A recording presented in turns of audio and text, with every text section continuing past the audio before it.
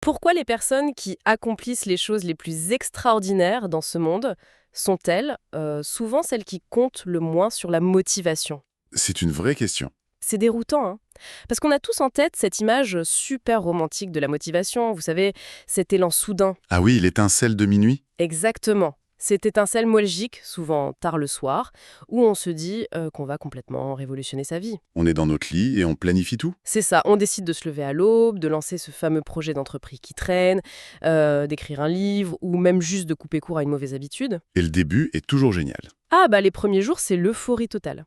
On carbure à l'enthousiasme pur, puis inévitablement, il y a un mardi matin pluvieux qui arrive. Le fameux mardi matin. Ouais. La fatigue s'installe, le réveil sonne, et là, toutes nos belles résolutions s'évaporent au profit d'une excuse brillamment créative. On est très doué pour se trouver des excuses.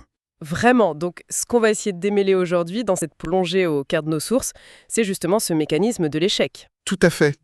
On a sous les yeux un texte fascinant qui s'intitule Construire une discipline solide grâce au stoïcisme. Et notre mission pour cette exploration, c'est de comprendre un cadre de pensée vieux de 2000 ans. Un cadre qui affirme que, en gros, attendre de se sentir prêt ou d'en avoir envie, c'est la garantie absolue de l'échec. C'est le mur assuré. Bon, décortiquons un peu tout ça.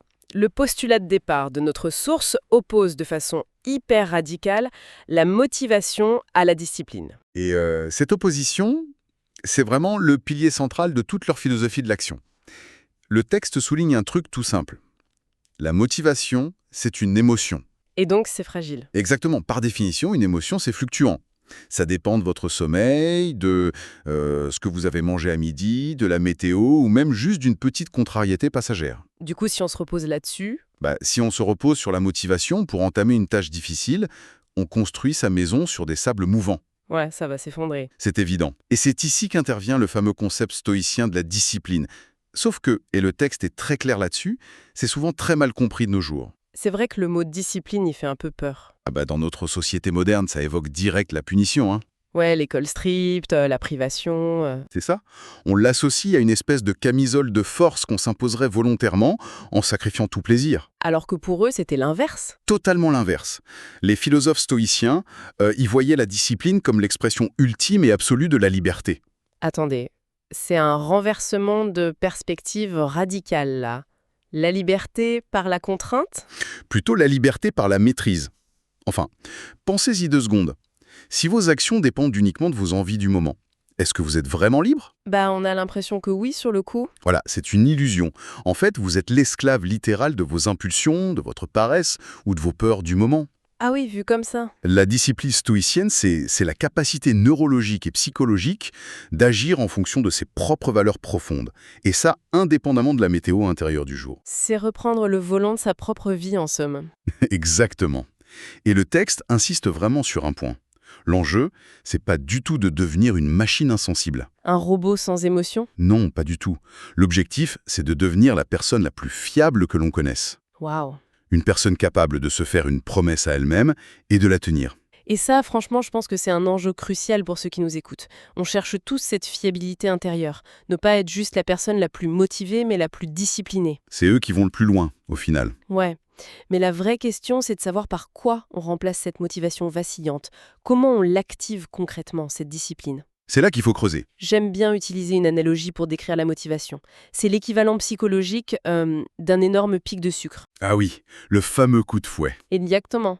On mange un beignet au chocolat, on a une énergie immédiate, le cœur bat plus vite, on se sent capable de soulever des montagnes. Sauf que ça dure pas. Mais oui, on sait tous comment ça se termine. 1 heure plus tard, c'est le crash monumental. Et parfois, ça disparaît pendant des semaines. L'énergie s'effondre et on est encore plus fatigué qu'avant. Et la source mentionne que les stoïciens, ils ne cherchaient jamais ce pic de sucre. Jamais. Ils considéraient l'effort comme une composante tout à fait normale de la condition humaine. D'ailleurs, l'exemple de Marc Aurèle dans le texte est hyper frappant à ce sujet. Il est même fondamental pour comprendre le comment de la méthode. Il faut se rappeler que Marc Aurèle, c'était pas n'importe quel philosophe qui écrivait des théories dans son coin. Non, c'était l'empereur. C'était l'empereur de l'Empire romain à son apogée.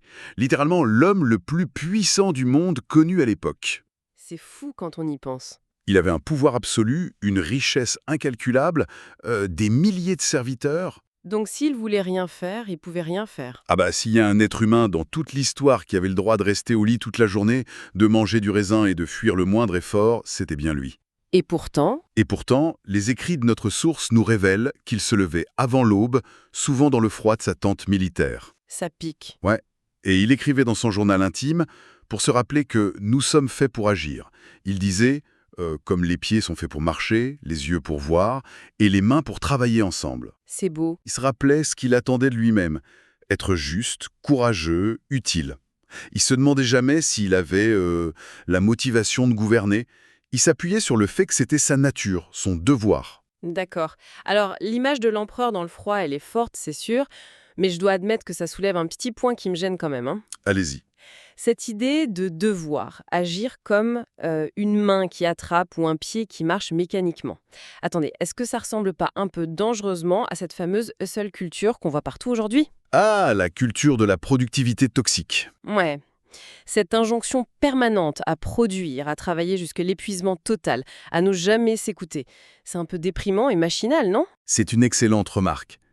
Et ce qui est fascinant ici, c'est de voir à quel point les stoïciens faisaient clairement la distinction entre le devoir dont ils parlent et l'aliénation. Ah, ouf. La réponse à cette inquiétude très moderne, elle se trouve dans la notion de « pourquoi ». Avec un grand P. Exactement. Travailler sans relâche pour un patron qui vous respecte pas ou pour acheter des choses pour épater la galerie, c'est de l'aliénation pure et simple. C'est vide de sens. Mais le devoir dont parlait Marc Aurèle, il n'était pas dirigé vers la productivité pour la productivité, il était dirigé vers ses propres valeurs. Donc c'est ça la clé. Ouais, sans un pourquoi profondément enraciné, la discipline casse. Elle se transforme en une corvée toxique. C'est logique. D'ailleurs, la source propose un exercice concret et incontournable avant même de tenter d'instaurer une nouvelle habitude. Et c'est quoi cet exercice? Il faut écrire et compléter cette phrase avec une honnêteté brutale. Je veux développer ma discipline pour... Et dans la source, les exemples sont hyper crus, hein. On n'est pas du tout sur des citations inspirantes de réseaux sociaux avec des couchers de soleil. Ah non, pas du tout. C'est plutôt genre pour sortir de l'angoisse de la survie financière à chaque fin de mois. Ou pour être un exemple solide pour ses enfants. Voilà. Ou simplement pour arrêter de se décevoir soi-même après avoir abandonné un projet pour la 10e fois. C'est exactement ça. Sans ce pourquoi, à la première difficulté, on lâche.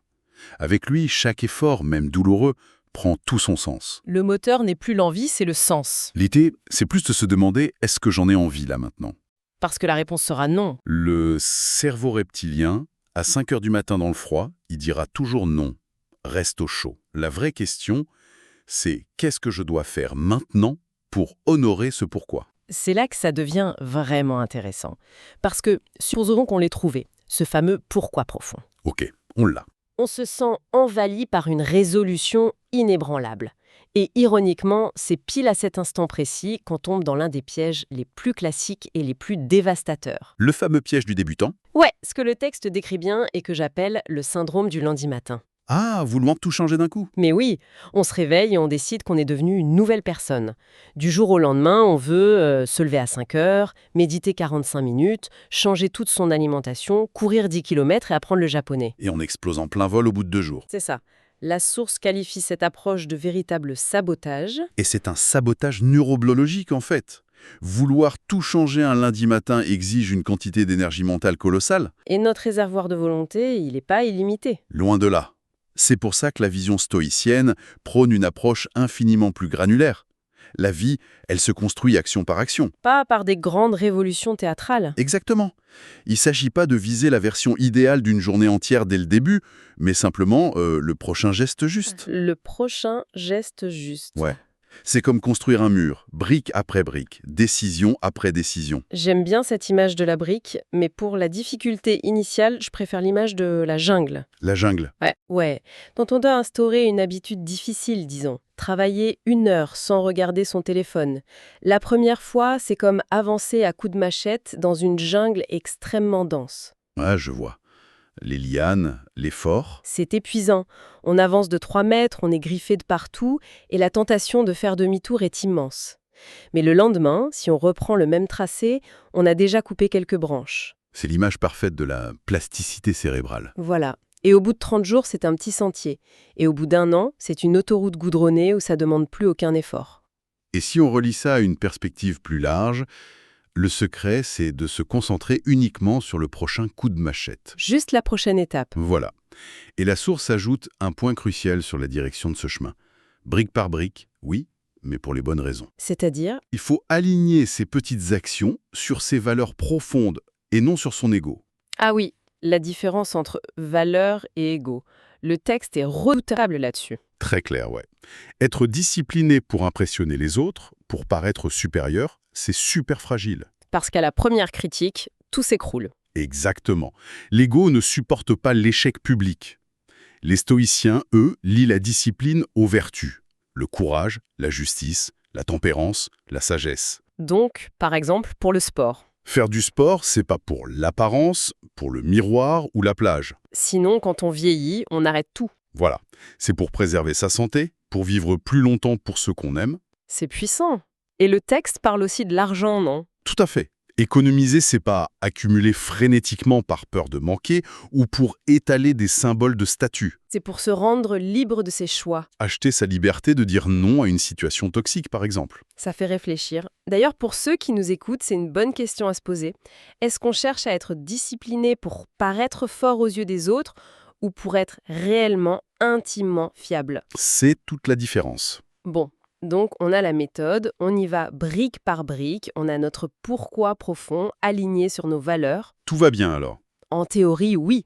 Mais en pratique, la difficulté et l'échec sont inévitables. Ça, c'est garanti. Que se passe-t-il quand le mur tremble, quand on trébuche? Parce que c'est là que la plupart des gens abandonnent. À cause du perfectionnisme? Exactement. Un mauvais jour devient une mauvaise vie.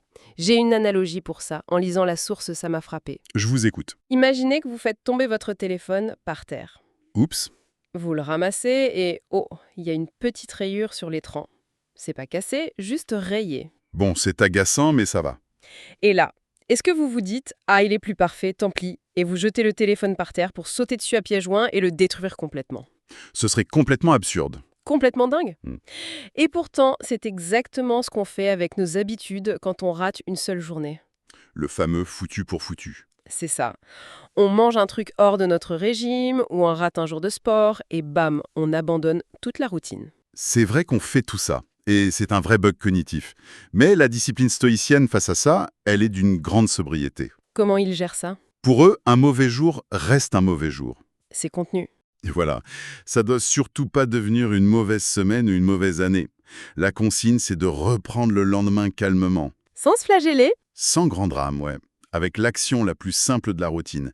Et pour se préparer à ces moments de faiblesse, la source détaille une pratique antique fascinante. L'inconfort volontaire. Exactement. J'avoue que ce passage m'a interpellée. Le texte explique que des sénateurs ou des philosophes super riches choisissaient parfois de dormir sur des lits durs, À même le sol, parfois. de jeûner, de porter des vêtements rêches, alors qu'ils avaient tout le confort possible. Mais quel est l'intérêt de s'infliger ça? En fait, c'est le pourquoi de la méthode qui est intéressant. Si on cherche constamment la facilité, on se crée un réflexe d'abandon. On s'amollit, en gros. Totalement. Dans notre monde, on a l'habitude que le moindre inconfort soit réglé à la seconde. Un peu froid, chut, on monte le chauffage. Un peu faim. Chut, on commence sur une application. Un petit ennui, chut, on sort le téléphone. Ouais, la fameuse dopamine facile. Du coup, le muscle de la résistance s'atrophie. Et quand un vrai problème arrive, on panique. Donc ces petits inconforts, c'est un entraînement. C'est une vaccination neurologique. Résister à une impulsion immédiate, comme scroller sur les réseaux ou manger un truc sucré. Ou travailler 45 minutes sans distraction. Exactement. Ça envoie un message très clair au cerveau. Je peux compter sur moi. Je ne suis pas l'esclave de mes petites envies. Voilà, on s'entraîne à supporter la frustration sans en mourir. C'est une belle armure. Mais tout ça, ça m'amène à une contradiction, ou disons un défi critique que je veux vous soumettre. Allez-y, testons l'armure. On a la méthode, l'armure, on avance brique par brique, on fait tous ces efforts, on accepte l'inconfort. Oui. Mais que se passe-t-il si, malgré tout ça, les résultats concrets dans le monde réel ne sont pas là? C'est-à-dire? Imaginez, vous bossez sur un projet pendant des mois, vous avez une discipline de fer, et à la fin, pour des raisons externes, disons la crise économique ou un partenaire qui vous lâche, Le projet coule. le projet coule, zéro résultat. Alors, qu'est-ce que tout ça veut dire? N'est-ce pas un échec total? Comment ne pas devenir complètement cynique? Ah, cela soulève une question importante. C'est même l'ultime pièce du puzzle stoïcien. J'écoute. Si on n'a pas ça, tout s'effondre.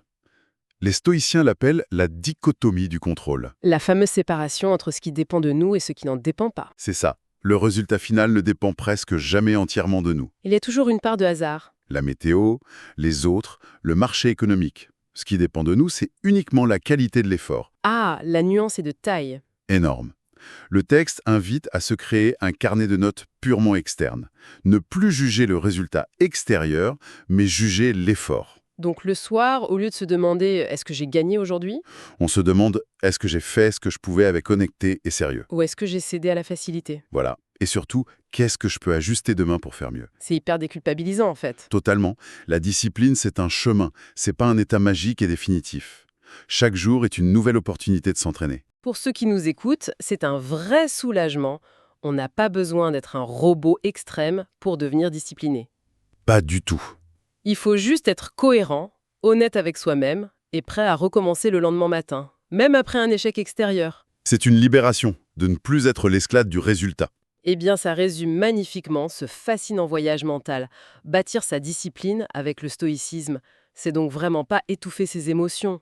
C'est tout le contraire.